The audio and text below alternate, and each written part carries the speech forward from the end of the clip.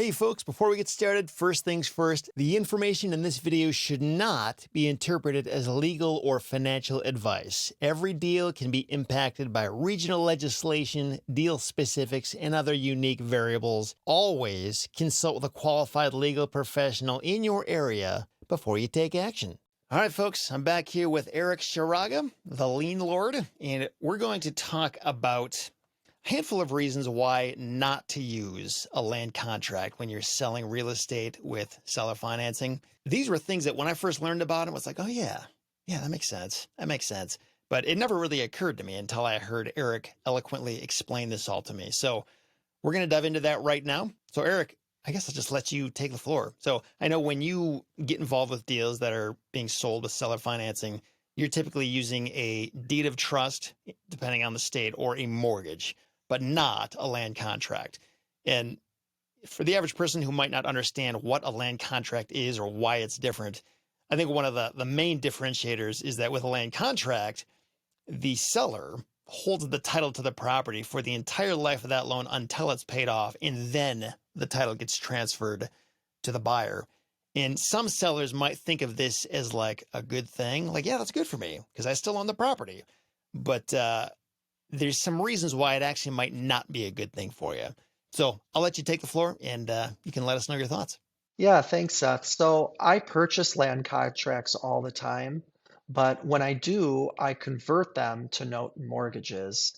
I am not a fan of land contracts. I don't recommend them.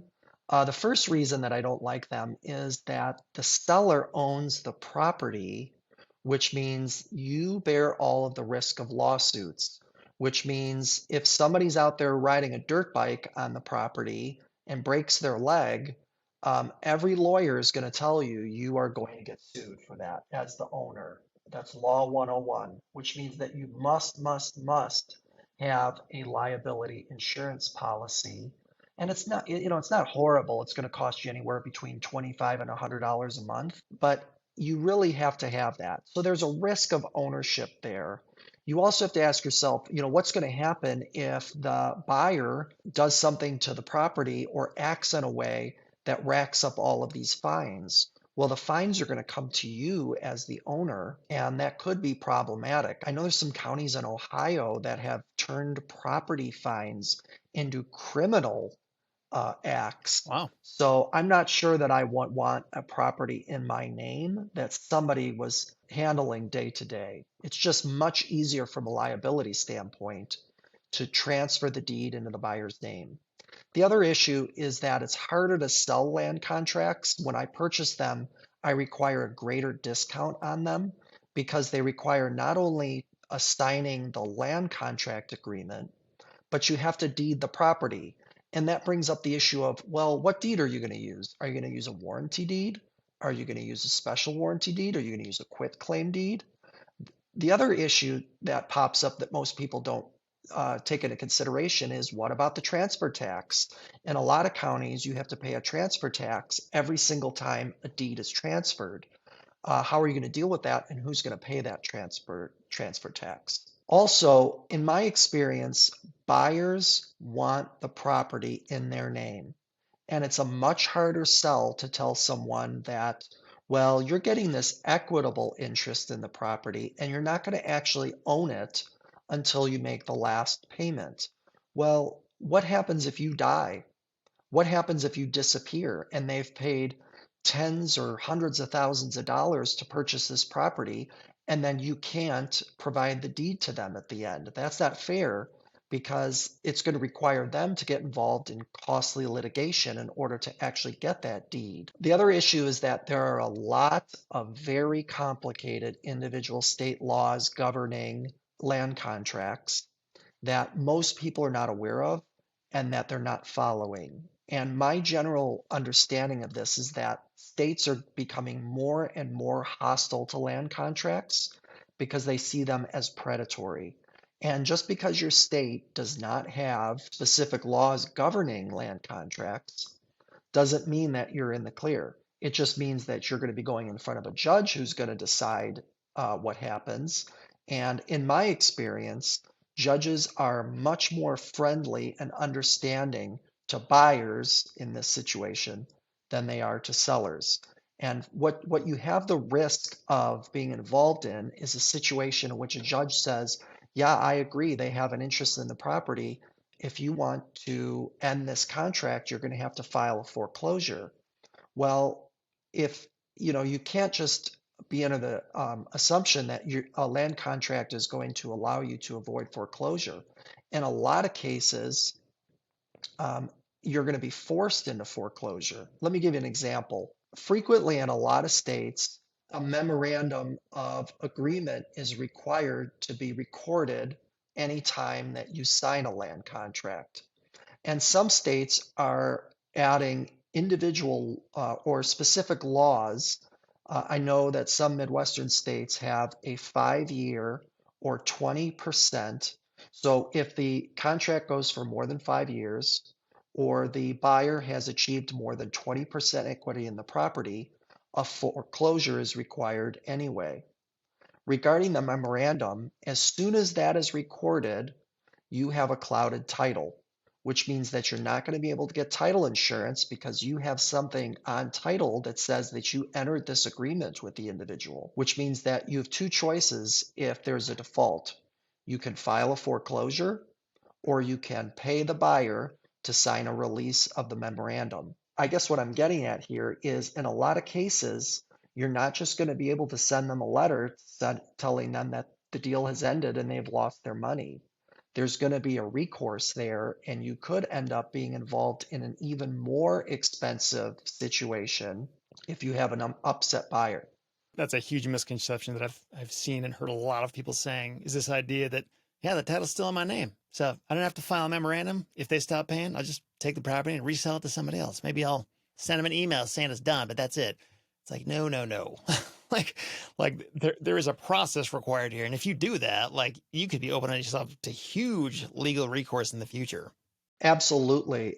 You might get away with it, but if you have an upset borrower or buyer who goes to an attorney, the first thing that attorney is going to do is slap a lien on the property.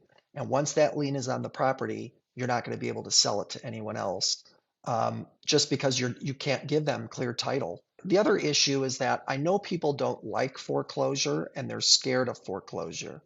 But in a lot of states where land investors work, the foreclosure process is not that bad. It might be a 3 to 4 month process. It's not really that expensive. It might cost you $1,500 or $2,000. And remember, the legal fees are reimbursable if you end up working something out with your buyer. The other leverage that you have here is the idea of the deficiency judgment. And with a note and mortgage, you have the right to obtain a judgment personally against that defaulting buyer. And you can attach that judgment against any real estate they own now or in the future. And that is a huge amount of leverage that you can use to get a deed in lieu of foreclosure. Because with a land contract, your sole remedy is just getting the property back in your name because you already own it anyway. You're not going to be able to obtain any type of judgment against the buyer. So if I had a defaulting buyer, the first thing that I would do would be to reach out with a demand letter through an attorney and let them know that if this ends up going through foreclosure, we will seek a deficiency judgment. And usually that is enough to get the buyer to come to the table and let you know what their intentions are. And then frequently you can get a deed in lieu of foreclosure, which is just something, it's just a document that's filed that just deeds the property back to you so that you can resell it. But the thing that I actually recommend about foreclosure is that there's a clear process in all states.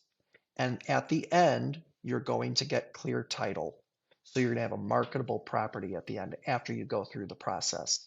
On this deed in lieu of foreclosure thing, so help me understand more about what that is exactly and how that works. This is something that if the borrower defaults and it becomes clear that they're not going to pay this thing back, is this just like a quick claim deed? Like you reach out to the borrower and say, hey, borrower, since this is all falling apart, how about we just make this easy? You sign this deed back to me and we're done. Is that what this is? Or is there a literal different type of deed or is there different wording in the deed that needs to reference the original loan? Or help me understand specifically what is that and how do you get it? Yeah, so it's usually a quick claim deed. And the important thing before you accept it, and your attorney will tell you this, is that you have to pull title. Because if there's a bunch of title issues on the property, you don't want to take the property back as is. You're going to want to take it through the foreclosure because it'll wipe most of those liens against the property. Not all of them, and that's an individual state issue, but you're going to want those cleared off. But if you do have clear title, it's a great option for just getting the property back quickly and easily. And typically what happens is you accept the deed in lieu in exchange for waiving any rights to a deficiency judgment against the borrower. Okay. So is this quit claim deed, like, is there anything special that needs to be spelled out in that deed? Like, does it need to say what you just said in exchange for not filing a deficiency? Like, does that need to be in the deed, or is this like a separate agreement that you're signing? Yeah, it's just a separate agreement between the two parties that's going to spell out, the process and the fact that we're waiving our rights to deficiency, and then they're going to give us the standard deed that's going to be filed. Okay. So it's really just as simple as getting a quitclaim deed back from them. And that'll sort of wipe out whatever was in existence before in terms of loan documents. It doesn't wipe out title issues. So that's a separate step you'd also want to do, is doing a title search. But assuming that's clear and you get this quitclaim deed back from the borrower, you're then free to resell it. Is it that simple? Yep, yep. As long as the title's clear, you're the new owner, and they're not going to be able to file any liens against the property because they've waived those rights. And this is essentially kind of a settlement agreement that you're signing between the two properties. I mean, between the two parties. So I guess that's plan A, is to get that thing. But if for some reason this buyer is ghosting you, or they're just, not cooperative, or they won't do it or something like that, step two would be call a foreclosure attorney, right? And you have lists of those throughout the country. Is that right, Eric? Yeah, absolutely. I've worked with most of the firms or many firms throughout the country, and I can make recommendations in pretty much every state because a lot of the firms have a focus, like a Western focused, Eastern focus, and they operate in many different states. So they have attorneys in each state. And in the non-judicial states, the process is not that difficult or even long. You're going to start with a demand letter, which is going to give the borrower 30 days to cure the default. If they don't cure the default, you're going to file a notice of default on title, which gives them a certain amount of time officially. If they don't respond to that, or if they don't cure the default, you're going to file what's called a notice of sale, which is going to give a sale date where the property will be sold. And it's sold publicly. And just because there's a default and you take it to foreclosure, it does not mean that you're going to get the property back. You are only allowed to get back what you still are owed, plus your costs and expenses. So it must be sold publicly. Is this a difference between how a deed of trust works versus how a mortgage works? Yeah, this is just a general overview of the process. Okay. So the property will be sold publicly, and if no one bids on it, it will return back to you. So does it work that way with both a mortgage and a deed of trust? Or is the deed of trust, that's where there's a trustee involved, right? And that trustee is the one that holds that public sale to try to get the money and help you recoup the costs? Yeah, what I just explained is the process for a non-judicial foreclosure. A judicial foreclosure is more complicated. You have to send a demand letter, then you file what's called a lis pendens, which is just a notification of an upcoming case. Then you have to get serviced on the defendant, and you have to serve them with the lawsuit. And then they have a certain number of days to file what's called a response. And then you have an initial hearing, and then it'll move through. There's discovery. It depends. Sometimes the defendant will file a counterclaim. It'll go through the legal process. And ultimately, in a judicial foreclosure, what you're seeking is a judgment from the judge, which will then allow you to move forward with the sale. With both of these scenarios that you just described, I mean, it sounds like a lot of just stuff you have to do to get your property back or to sell the thing and recoup your losses. But in either case, what you're doing is you're finding an attorney to just take care of it for you, right? Or is there anything that you personally have to do to make this all work? So I strongly recommend that you do not try to do any of this on your own. As soon as you have a default, you need to contact an attorney because foreclosure is complicated. There are very specific state laws that you have to follow, and it's not something that we can do on our own. So I just recommend that you pass it over to the attorney. That's their specialty, and they'll take you through the whole process. Regarding the billing, one of the questions that you want to ask, and this is a question that I always ask, and that's whether or not the firm follows what are called the Fannie Mae billing guidelines. And that came out of 2008. And what was happening was these foreclosure firms were charging hourly, and Fannie Mae was racking up like $20,000, $30,000 per case. So they went to these firms and they said, "Hey, we can't afford this. You got to do something here." So they kind of created this framework for how attorneys bill for foreclosure. And that's kind of the standard in the industry so that you don't end up paying hourly for foreclosure work. One question on the deed of trust, if that's the avenue you're going down in a non-judicial foreclosure.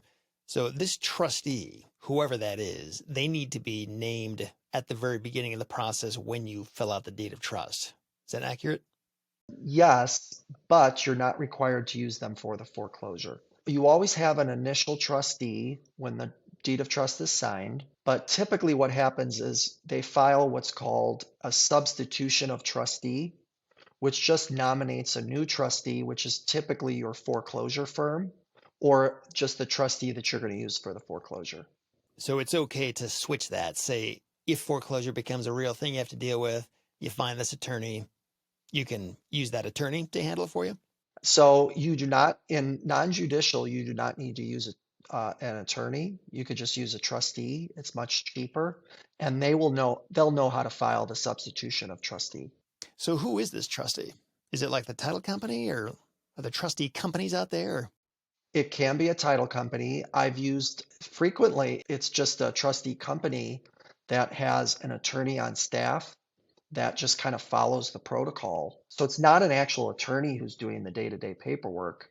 They're overseen by attorneys, but it's just an individual who is going to be schooled and skilled in the process, and they're going to handle all the steps.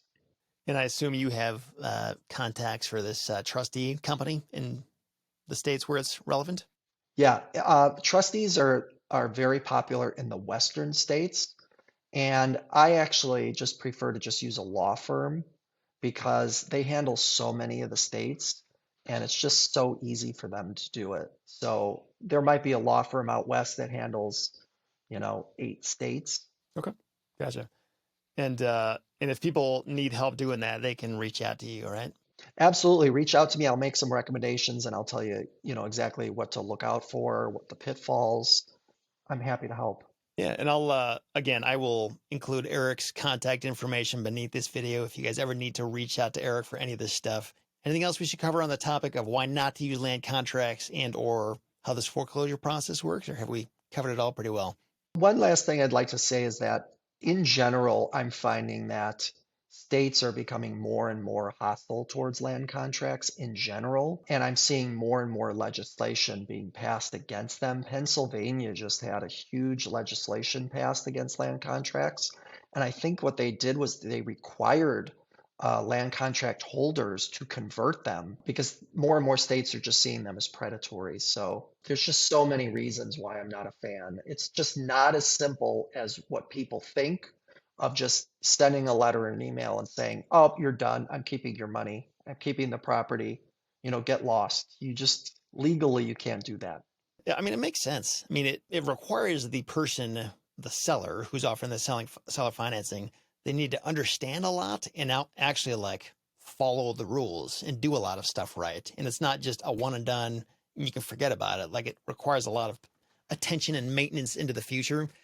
And that's if you know what you're doing. And a lot of people don't know what they're doing. So I understand why it's not the most ideal document to use and even why legislation is getting passed against it. So, but I appreciate you spelling all this stuff out and kind of giving us some alternatives and ideas on how to deal with the foreclosure issue if and when that comes up. And yeah, Eric, I just appreciate having you on. It's great to talk to you. And again, if people need more help with this stuff, Eric's a amazing source of information on the subject. Feel free to reach out to him. Great. Contact me anytime. Thanks, Eric. See ya.